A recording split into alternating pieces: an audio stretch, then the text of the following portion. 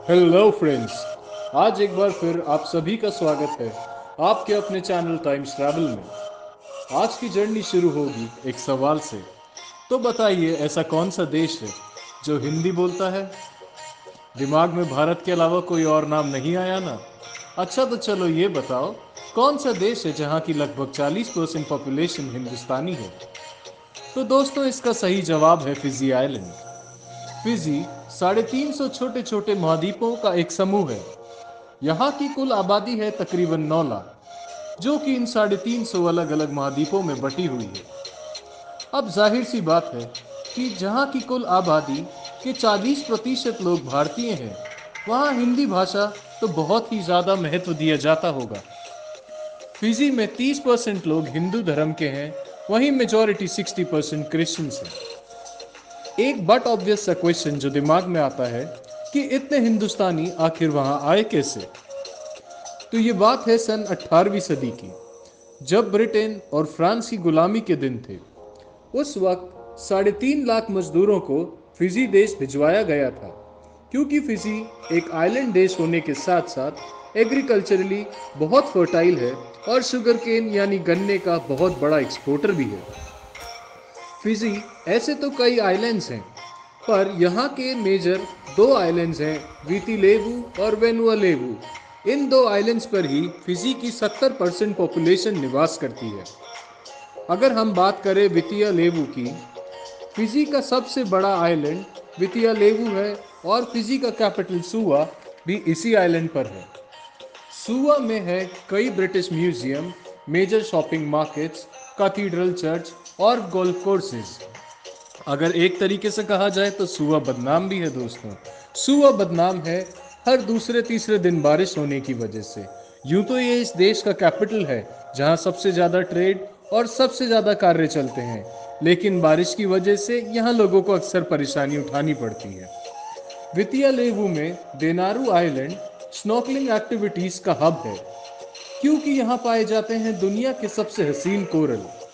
वहीं Pacific harbour में आपको मौका मिलता है स्कूबा डाइविंग और कई वाटर एक्टिविटीज़ करने का। अगर आप और ज़्यादा एडवेंचर के शौकीन हैं, तो नौवा में कर सकते हैं आप river rafting, diving, water adventure और सी सर्फिंग। तो दोस्तों, अब हम जानेंगे वनुआ लेवु के बारे में। वनुआ लेवु यहाँ का दूसरा सबसे ज़्यादा आबादी वाला क्षेत्र है। ये सैंडलवुड आइलैंड के नाम से भी मशहूर है। यहाँ पे हर तरफ आपको ऊंचे ऊंचे नारियल के पेड़ दिख जाएंगे। वनवा लेवु में आप मज़ा ले सकते हैं तरोताज़ा महसूस करवाने वाली झरनों और बेहद खूबसूरत बीचेस का। लोग यहाँ अक्सर वाटर बंगलोज की सैर करने आते हैं। यह वाटर बंगलोज वनवा लेवु को एक रोमांटिक हनीमून डेस्टिनेशन का रूप देते हैं। यहाँ एक आइलैंड से दूसरे आइलैंड जाने के लिए दोस्तों, फेरी और फ्लाइट ही मात्र दो साधन हैं। इन दो मेजर आइलैंड्स के अलावा यहाँ तकरीबन 20 अलग अलग टूरिस्ट स्पॉट्स हैं जिन्हें आप घूम सकते हैं, जैसे कि garden of the sleeping giant, जो कि बेहद ही खूबसूरत पर्पल और वाइट ऑर्किड्स का गार्डन है, जिसकी एंट्री फीस है लगभग 800 रुपये। इसके अलावा मामानुआ बीच, सीगातुगा नेशनल पार्क, फिजी म्यूजियम, कई सारी एक्सप्लोरेबल केव्स, कई सारे डेड और एक्टिव वॉल्केनोस और कई खूबसूरत खूबसूरत जगह जहाँ पे आप स्कूबा डाइविंग करके अलग अलग प्रकार के कोरल रीफ्स को ढूंढ सकते हैं। अगर हम बात करते हैं दोस्तों फिजी के खाने की, तो फिजी का खाना बहुत ही स्वादिष्ट है। यहाँ का सी फूड के अलावा आपको काफ़ी वैरायटी ऑफ इंडियन फूड भी मिलेगी। अब जिस देश की गली गली में मंदिर की घंटियाँ और माता की आरती सुनाई दे, तो वहाँ के हिंदुस्तानी आपको जाहिर सी बात है प्योर वेजिस डिशेस तो खिला ही देंगे। फिजी कल्चर को अगर आप नज़दीक से अनुभव करना चाहते हैं, तो एक कल्चरल टूर बुक कर सकते हैं आप। यह रिजॉर्ट टूर आपको पूरा दिन एंटरटेन करने के साथ दिखाएगा आपको ट्रेडिशनल अंडरग्राउंड कुकिंग स्टाइल, जो कहलाता है लोवो, कैसे फिजी आज़ाद हुआ, कैसे डेवलप हुआ, और एंड में फाइनली आपको टेस्ट कराएंगे फिजी की कल्चरल डिशेस और कंक्लूड करेंगे एक cultural ceremony, cultural dances, cultural और ट्राइबल एक्टिविटीज़ की। दोस्तों, जब आप फिजी पहुंचेंगे, तो फिजी और इंडिया आपको काफ़ी सिमिलर लगेगा। जैसे कि आपको मैंने बताया, फिजी की मेजर पॉपुलेशन इंडियंस हैं।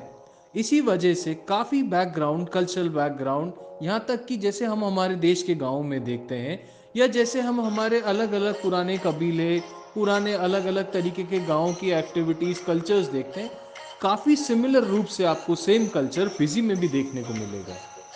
अगर हम फ़्लाइट्स की बात करें, फिजी की फ़्लाइट्स आपको वाया हांगकांग या वाया सिंगापुर ही लेनी पड़ेगी, जिसकी कीमत आपको 60 से 70 हज़ार रुपये राउंड ट्रिप की पड़ेगी। फिजी देता है इसी के साथ आपको 12 दिन का फ्री वीज़ा ऑन अराइवल।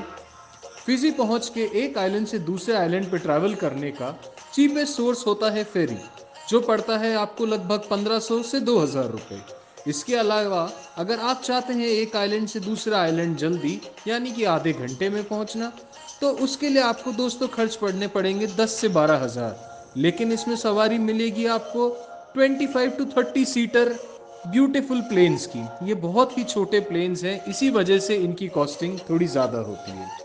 दोस्तों, फिजी का $1 अपने 35 रुपये के बराबर है, यानी अपने 3500 रुपये वहाँ के $100 के बराबर होते हैं। अगर आप एक बैकपैकर या सोलो ट्रैवलर हैं, तो दोस्तों हॉस्टल आपको पड़ेगा लगभग 700 से 1000 रुपये का।